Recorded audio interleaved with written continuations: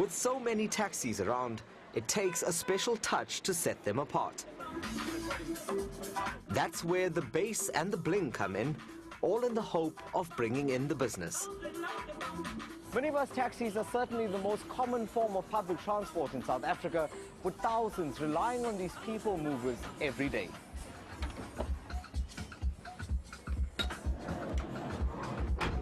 But behind the blaring music and the bright decals lies a much darker and often more deadly side to this lucrative industry.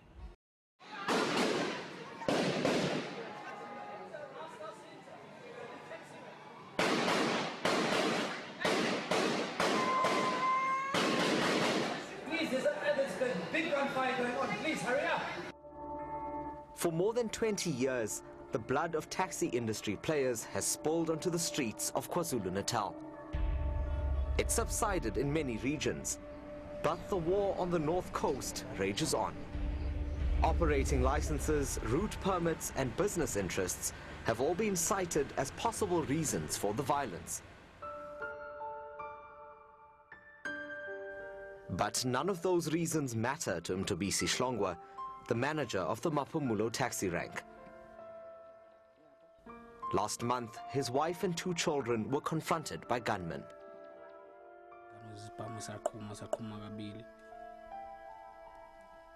Wayawubona ingane iwakule enye phethwe ilendala yaqinqeka nje aqinqela lapha nje kulesa sihlahlana mayethu uyayithatha uyitshela ukuthi mhlawumbe ingane yazilula ayithathe angene nayo endlini akayeza ukuthi ingane ilimele uzokushisa nje uyitshela ukuthi mhlawumbe iyachama ingane mayethu uyayibuka sekhalise kahle ilamba kanti ingane idubulekile elenye endala idubulekile mhlawumbe yangena lana azophuma ngala kule yami ingane lencane yangena ngala aphuma ngala.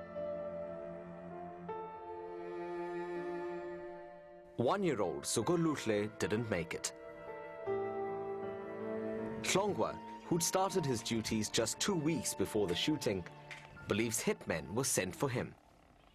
His predecessor had been gunned down only days before Shlongwa started. 3 parties are at the center of the bloodshed: the KwaDukuza Taxi Association and 2 factions of the Maphumulo Association. The first Maphumulo group is based in the town of the same name, about 45 minutes from KwaDukuza, previously known as Stanga. The second has a taxi rank situated close to the one in KwaDukuza. Both associations currently share 5 lucrative long-distance routes, in accordance with a court ruling made about 10 years ago. Now, another 3 routes are being contested in lengthy legal processes. There's a distinct animosity among the groups. Amaphemiti akhiphile asho ukuthi asibuyele endaweni yethu ngoba leya ndawo eseStenga lera renka eseStenga yilo njengamanje elikhoza yonke lento. Sinendawo la yethu Maphumulo engabe sisuka Maphumulo siyaStenga manje laba baseStenga bakhoza udlameke lapha manje balwa noDukuza njengamanje manje sekuluma Maphumulo noDukuza kulwa futhi Maphumulo wodwa. Maphumulo have their own municipality and town at Maphumulo. They must operate from Maphumulo, not from Stenga. When it comes to violence, I can say that before everything was going well, until the board decided to take some of our routes and give it to another association. So that is where all the conflict started. Because those routes we've been working them like for more than 30 years. Like our fathers were working them, and we grew up, we started working in them. For most of the day, ranks are buzzing with commuters, young and old. Taxis are the primary mode of transport for more than 60% of South Africans. In 2013, Sam Hayisa was waiting for a taxi in Belito when a stray bullet struck and killed him. Cases like this have passengers distressed.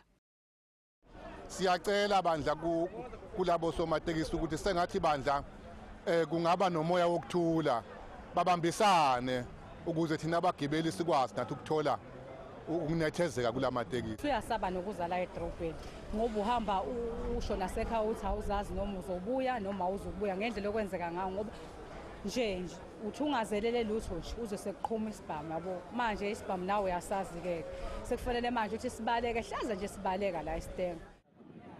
Security companies and bodyguards have capitalized on the feuding, with taxi bosses in particular relying heavily on their services. Last month, guards shot dead a suspected hitman minutes after he'd murdered a KwaZulu-Natal's taxi boss. But an independent researcher who runs a violence monitoring project says security companies are part of the problem. In this industry, you get a lot of hitmen, and you also get private security companies guarding taxis, and they're not necessarily particularly kosher themselves. I've come across cases of, including up north, where guys are employed by security companies, they're not registered, they've got criminal records, and these people, the security people, have access to huge quantities of guns, and the security industry is not very well regulated. You get people operating with impunity. And the easy availability of weapons isn't helping. Security companies come and go. They kind of get these guns, and there's not necessarily any accounting for them when the company changes, closes down. So those are factors, but all of it, strictly speaking, should be dealt with by the police, just like any other crime. And it's not happening. Police, however, say otherwise. In 2013, they arrested 48 suspects linked to taxi violence in the area. And at the end of January, 15 high-powered guns and a police-issue bulletproof vest were found at a home in KwaZulu-Natal. 21 people were arrested there after a shootout. But police sources say the number of arrests is not an accurate reflection of the situation because the conviction rate for taxi-related crimes is very low. And then there are the allegations of police involvement in the taxi industry. So if there are any weaknesses within the police system, it is our responsibility as well. It is the responsibility of the MEC to come and ensure that those weaknesses are attended to. So we are dealing with all kinds of allegations, we are dealing with all kinds of weaknesses, and we are optimistic that after the engagement of the MEC and the Provincial Commissioner recently, we are going to see those incidents subside.